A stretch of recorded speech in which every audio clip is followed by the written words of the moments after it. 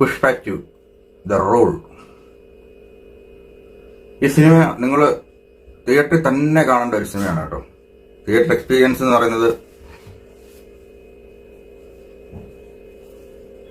താഴത്തില്ലടാ, ആ ഒരു ലെവലിലാണ് ഈ സിനിമ പോകുന്നത്.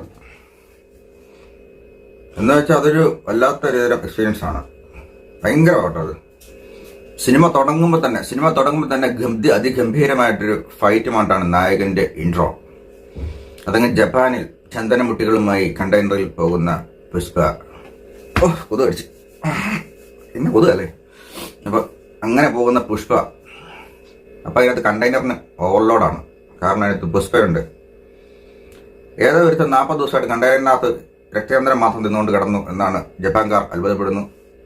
പക്ഷെ അവർക്കറിയത്തില്ല വിഷം എപ്പോഴും പാനരാ തിന്നോണ്ടിരിക്കും. പാനര മുറുക്കാൻ വായിലിട്ടുണ്ടായിരിക്കത്തുള്ളൂ. അതുകൊണ്ട് പുള്ളിക്ക് അത് മതി ജീവിക്കുക. അങ്ങനെ പുള്ളിയെ പിടിച്ച് ക്രൈനെ കെട്ടിത്തീർക്കുന്നു. എന്തൊരു മാസ് സീനെന്നറിയും. മാസ് എന്ന് പറഞ്ഞാൽ ഇമ്മാതിരി മാസ്. അങ്ങനെ കിടന്ന് ആരുടെ നീ എന്ന് ചോദിക്കുമ്പോൾ പിണ്ണക്കായി കെട്ടിയൊരു കിടപ്പുണ്ട് ക്രൈനെ തലകീഴായിട്ട്. വിഷ്വലൊക്കെ പൊളിയാ കേട്ടോ. കടലിന്റെ വലിയ വൈഡാങ്കിൾ വിഷ്വലൊക്കെ ഉണ്ട്. വിഷ്വൽ കൊള്ളാം. മ്യൂസിക്കൊക്കെ ഒരുവിധം കൊള്ളാം. മ്യൂസിക് ഫീലിങ്സ്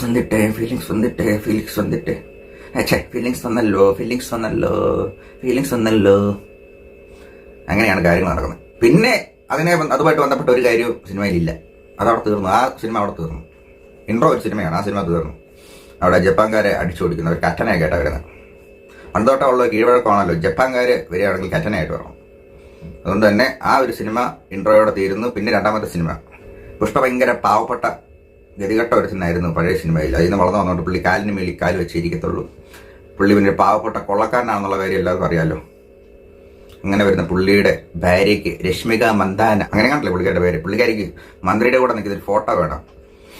അപ്പം അങ്ങനെ മന്ത്രിയുടെ ചെല്ലുമ്പം ഈ പാവപ്പെട്ട കൊള്ളക്കാരൻ്റെ കൂടെ ഒന്ന് ഫോട്ടോ എടുക്കാൻ CM തയ്യാറാകുന്നില്ല.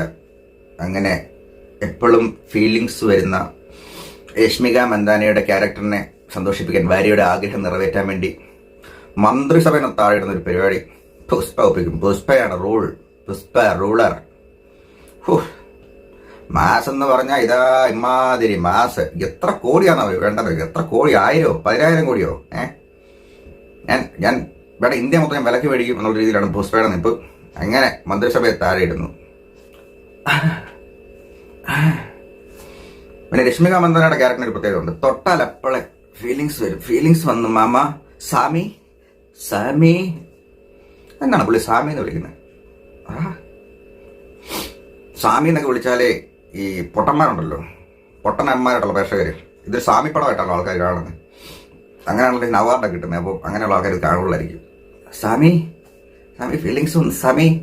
അപ്പോഴത്തേക്കും നമ്മുടെ അല്ലു അർജുൻ്റെ ക്യാരക്ടർ പുഷ്പ താഴത്തില്ലടി എന്നുണ്ട്. അത് ശരിക്കും അങ്ങനെ കേട്ടോ. താഴുന്നേ ഇല്ല. അങ്ങനെ ഇതിന്റെ കാര്യങ്ങളുടെ പോക്ക്.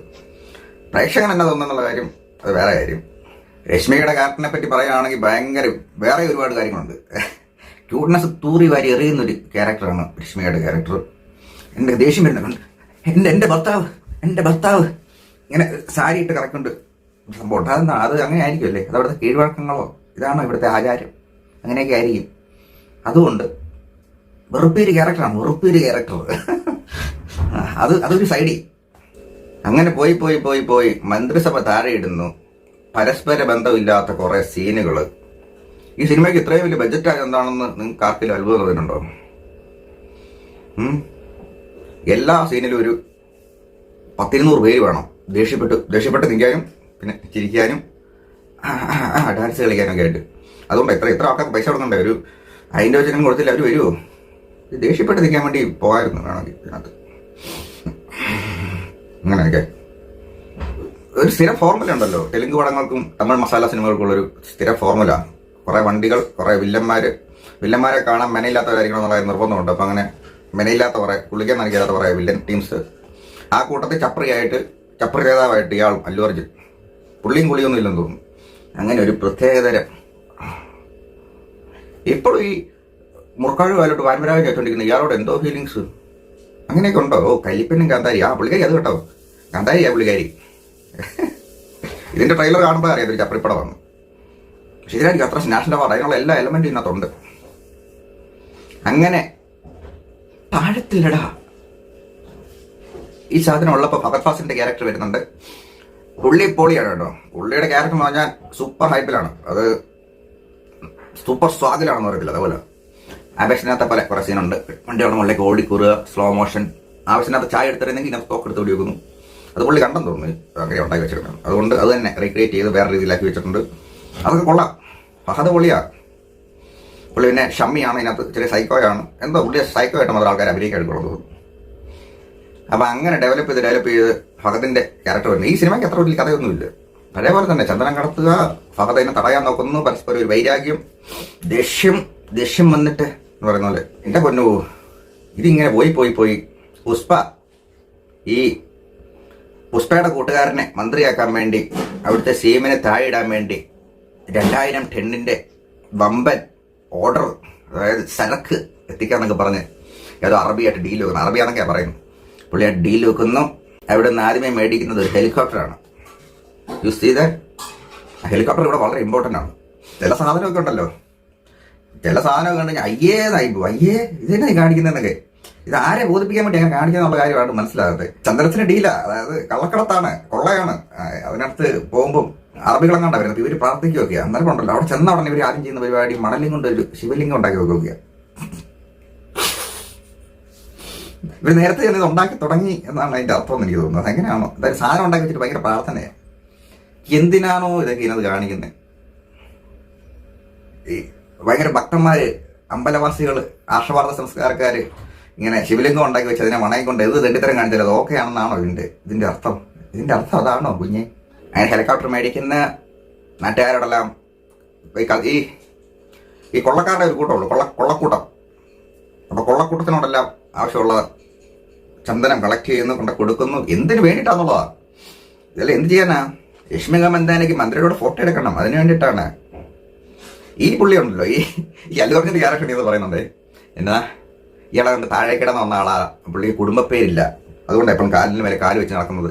അതുകൊണ്ട് പുള്ളി എപ്പോഴും എളിമയോടെ നിൽക്കുന്ന ആൾക്കാരാണ്. കൂടെ നിൽക്കുന്ന ആൾക്കാരോടൊക്കെ പുള്ളി കൊണ്ട് എളിമയോടെയൊക്കെ പെരുമാറത്തുള്ളൂ എന്നുള്ള രീതിയിലൊരു ആറ്റിറ്റ്യൂഡ് ഇതിനകത്ത് പറയുന്നുണ്ട്. അത് കൂടെയുള്ള ആൾക്കാരോടൊക്കെ പുള്ളിയുടെ കൂടെ ഗുണ്ടാക്കൂട്ടം ഉണ്ടല്ലോ. പക്ഷെ യഥാർത്ഥത്തിലുണ്ടല്ലോ പുള്ളി ഇങ്ങനെ വെക്കുമ്പോഴത്തേക്കും നമ്മൾ പട്ടീനൊക്കെ ചോളം അടിച്ച് വിളിക്കുന്ന പോലെ വരുന്ന ആൾക്കാരാണ് ഇയാളുടെ ചുറ്റുമുള്ള ആൾക്കാർ. ഷർട്ട് ഇട്ട് കൊടുക്കണം, ഷഡി ഇട്ട് കൊടുക്കണം, ഇതെല്ലാം ഉണ്ട്. എളിമയുള്ളൊരുത്തനവൻ. ഇതിനകത്ത് ഈ താഴത്തില്ലടേ എന്നൊരു അവസ്ഥ ഉള്ളതുകൊണ്ട് രശ്മിക മന്ദാന ഇവിടെ ക്യാരക്ടർ പ്രഗ്നന്റ് ആകുന്നു. അതിനെ തുടർന്ന് ഒരു ഫാൻസി ഡ്രസ് വേഷം നമ്മുടെ അല്ലു അർജുൻ അവതരിപ്പിക്കുന്നുണ്ട്. അത് ആ അമ്പലത്തിലെ എന്തോ ആചാരം എന്നൊക്കെ പറഞ്ഞാൽ ഇങ്ങനെ വന്നാൽ ഈ സിനിമ ഇറങ്ങി തിരിഞ്ഞ് അമ്പലത്തിൽ വരും. അതെന്ന് വെച്ചാൽ അത് അങ്ങനെ ചെയ്താലേ ശരിയാകത്തുള്ളൂ. അങ്ങനെ സാരി കിട്ടുന്നു, ഒരു 5 കിലോ ഓറഞ്ച് കൊണ്ട് ഒരു മാല ഉണ്ടാക്കി കഴുത്തിലിടുന്നു. നാരങ്ങ ഒന്നുമല്ല, അത്ര വലിപ്പം നാരങ്ങ ഉണ്ടോ? ഓറഞ്ച് ആയിരിക്കും.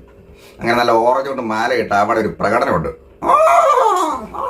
മാരിയമ്മ ആ സാധനം അറിയാമോ? പഴയ സാമ്യപ്പുറത്തിലൊക്കെ ഉള്ളത്. അല്ലാതെ സംഭവിച്ച് ഒരംഗം നടത്തും. അത് ഈ സിനിമയ്ക്ക് ഒന്നല്ല 2 തവണയുണ്ട്. പുഷ്പ 2 2 തവണ.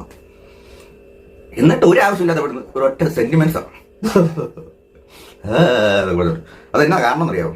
അപ്പം ഈ നല്ലവളായിട്ടുള്ള ഈ ഭാര്യ എന്തിനാണ് നിങ്ങൾ ഈ വേഷം കിട്ടിയത്? എനിക്കൊരു പെൺകുട്ടി വേണമായിരുന്നു. കാരണം ആൺകുട്ടിയായാൽ അവക്കിടാൻ എനിക്ക് കുടുംബപ്പേരില്ല. ആൺകുട്ടിയായാലും അവനിടാൻ എനിക്ക് കുടുംബപ്പേരില്ല. അവനിടാൻ എനിക്ക് കുടുംബപ്പേരില്ലെന്നൊക്കെ. അപ്പൊ ആൺകുട്ടിയാണെങ്കിൽ കുടുംബപ്പേര് വേണം, പെൺകുട്ടിയാണെങ്കിൽ കുടുംബപ്പേര് വേണ്ട. നല്ല സ്ത്രീ ശാസ്ത്രീകരണം നല്ലതാ. അത് പെമ്പിള്ളേരെ എങ്ങാണ്ടെന്നോ തെരുവിന്ന് വന്ന പോലെ ജീവിച്ചോളാം. ആമ്പിള്ളേരാണെങ്കിൽ കുടുംബപ്പേരിൽ വലിയ ബുദ്ധിമുട്ടായിരിക്കും. ചിലപ്പം തെലങ്കാനയിലൊക്കെ അങ്ങനെ ആയിരിക്കും, പക്ഷേ ആന്ധ്രാപ്രദേശിൽ അങ്ങനെ ആയിരിക്കും. അയ്യോ, ഇതെല്ലാം കഴിഞ്ഞിട്ടാണ് പിന്നെയാണ് ഇതിനകത്ത് ആവശ്യമില്ലാത്ത കാര്യങ്ങളെല്ലാം കുത്തിക്കയറ്റുന്നൊരു പരിപാടിയുണ്ട്. ഫസ്റ്റ് ഹാഫ് നമുക്ക് എങ്ങനെയും കണ്ടിരിക്കാം. പിന്നെ ഇതിനകത്തോട്ട് വേറെ കുറെ കേസ് ഇട്ട് വരുന്നു. പുള്ളിയുടെ ആരാണ്ട് ആരുണ്ട് ഒരു പെണ്ണ്, ആരാണോ അതിനെ ആരാണ്ട് കയറി പിടിക്കാൻ നോക്കാം. ടിപ്പിക്കൽ സാധനം. അപ്പോൾ ഈ സാരിയിൽ നിൽക്കുന്ന അല്ലു അർജുൻ അവിടെ ഫൈറ്റ് ഉണ്ടാക്കണം. അടി പൂരം. എൻ്റെ പൊന്നോ. അത് കഴിഞ്ഞിട്ട് നമ്മുടെ മലൈക്കോട്ടെ വാലിനകത്തെ പോലെ പകുതി മുട്ടയടിച്ച് തലേ പുള്ളിയും കുത്തി കുറെ പേരെ ബ്രൈസർ വിട്ട് ഓടിക്കുന്നു. എന്തൊക്കെയാണോ അതോടുകൂടി ഈ സിനിമ ഒരു കുറച്ച് സമയത്തേക്ക് ചന്ദനമഴ സീരിയലിന്റെ ലെവലിലോട്ടാണ് പോകുന്നത്. പിന്നെ കുടുംബ പ്രശ്നമായി കരയുന്നു, സെന്റിമെന്റ്സ് അടിക്കുന്നു. സെന്റിമെന്റ്സ് ഒക്കെ തിയേറ്ററിൽ ചെറിയ അത്രയും നല്ല പെർഫോമൻസ് ആണ് കഴിച്ചിരിക്കുന്നത്. അത്രയ്ക്ക് നല്ല പെർഫോമൻസ് ആണ്.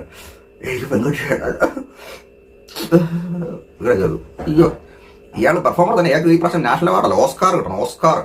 പുഷ്പ നാഷണൽ ലെവലല്ല, ഇന്റർനാഷണൽ.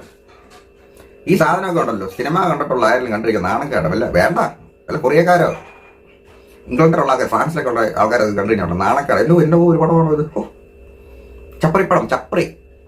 ഇതിനകത്ത് ഫഹദ് ഫാസിൽ ഇതുമായിട്ടൊരു ചലഞ്ചൊക്കെ പറഞ്ഞു ഞാൻ ഇടയ്ക്ക് കേട്ടോ.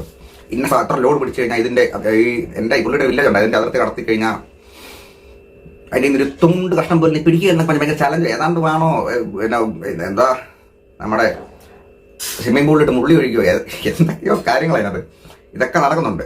അത് കഴിഞ്ഞ് ഫഹദ് ഫാസിൽ പോയി ഫഹദ് ഫാസിന്റെ പരിപാടി അതുകൊണ്ട് തീർക്കും സംവിധായകൻ എഴുതുകയാണ്. കാരണം അയാൾ പെർഫോം ചെയ്ത് അല്ലു അർജുനേക്കാളും നല്ലൊരു പെർഫോമറായിട്ട് ഈ സിനിമയ്ക്കകത്ത് മാറിയല്ലോ എന്ന് മനസ്സിലാക്കി എന്തെങ്കിലും ഫഹദ് ഫാസിന്റെ ക്യാരക്ടറിനെ താത്തിക്കളയും. അതുകൊണ്ട് അയാളുടെ പരിപാടി അവിടെ തീർന്നു. അപ്പോഴേ സിനിമ തീർന്നു. പിന്നെ കൊണ്ടുപോവുക ഒരു കാര്യമില്ലാതെ.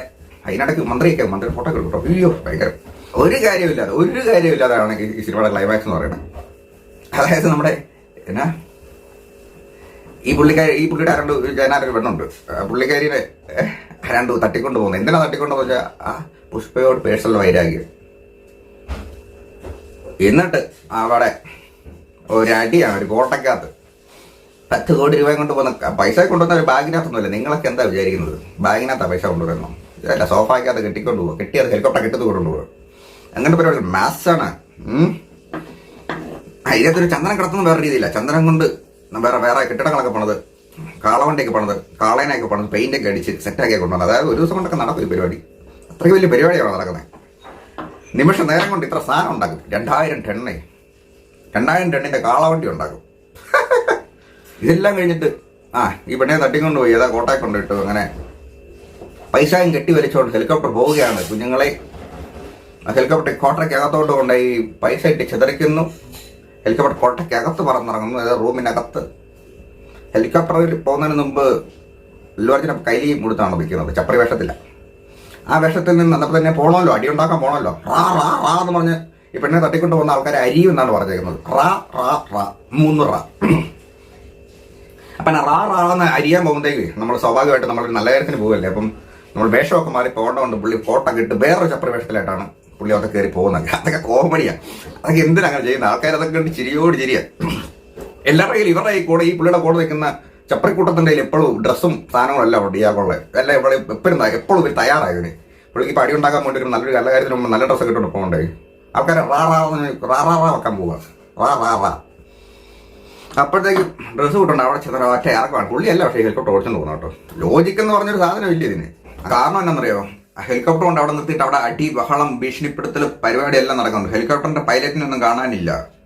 പുള്ളി എന്നാ അണ്ണൻ അടി ഉണ്ടാക്കി സ്വാമി അടി ഉണ്ടാക്കിയിട്ട് വരട്ടെ എന്ന് പറഞ്ഞ് വലിയ ചായ കുടിക്കാനും ഉപയോഗിക്കുകയാണ്. എന്തായാലും 10-15 മിനിറ്റ് സമയം എടുക്കുമല്ലോ ഇതൊന്നും പരിപാടി തീരാൻ വേണ്ടിയിട്ടേ. പക്ഷെ നന്മയോളിയാണ് ഇവർ. എത്ര നന്മയുള്ള മനുഷ്യൻ. ആ ഹെലികോപ്റ്റർ പറന്നിറങ്ങുമ്പോൾ ഒരു പ്രാവിനെ പോലും നോവിക്കാതെയാണ് അത് പുള്ളി പറന്നിറങ്ങുന്നത്. പിന്നെ അവിടെ കൂടുന്ന ഒരു മെഴുകലും അടിയും ബഹളം. അടി എന്ന് പറഞ്ഞാൽ പറ്റുന്ന അവിടെ പുഴു പോകുന്നില്ലേ എല്ലാം കൂടെ. ഇങ്ങനെയൊക്കെ സാധനം.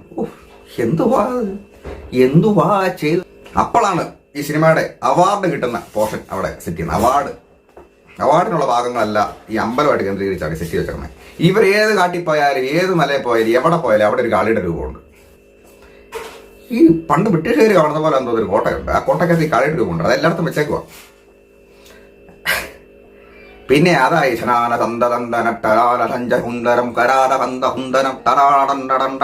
ഈ പാട്ടാപ്പോ അതെന്തിനാ അങ്ങനെ? അതെന്തിനാ അങ്ങോട്ട് സാധനം? ഈ സിനിമ ഈ ഇത് കണ്ട് ഇഷ്ടപ്പെടുന്ന ചപ്പറുകളോട് പറയാൻ ഉദ്ദേശിക്കുന്ന കാര്യം എന്നാ? നിങ്ങൾ മറ്റേ എന്നെ ലഹരി വസ്തു ഉപയോഗിച്ച ഹാൻസും വെച്ച് എന്നാ ദണ്ഡിത്തരം കാണിച്ചാലും അമ്പലത്തിൽ പോയി ദേവിയുടെ വേഷം കിട്ടുക, അല്ല ദേവന്റെ വേഷം കിട്ടുക, ഭക്തരായിട്ട് ഇരിക്കുക, അങ്ങനെയാണെങ്കിൽ നിങ്ങൾ ഇതെല്ലാം ശരിയാവുകയും മാറും എന്നാണോ ഈ പറയുന്നത്? ചേടാ അടി പാട്ട് വിട്ട് ആൾക്കാരെ വെട്ടിക്കൊല്ലുക. തൃശ്ശൂരൊക്കെ ഇയാൾ പിന്നെ എന്നിട്ട് സ്വാമി കയറുന്നവരാ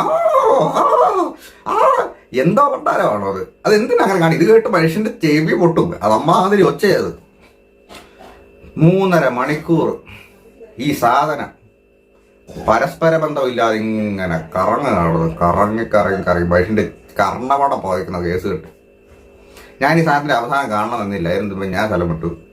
മനുഷ്യന് വരുന്നില്ല. ഈ പണ്ടാരം കണ്ട ചെവിയും കൂടെ അടിച്ചു പോയി കഴിഞ്ഞാൽ പിന്നെ എന്തോ ചെയ്യും?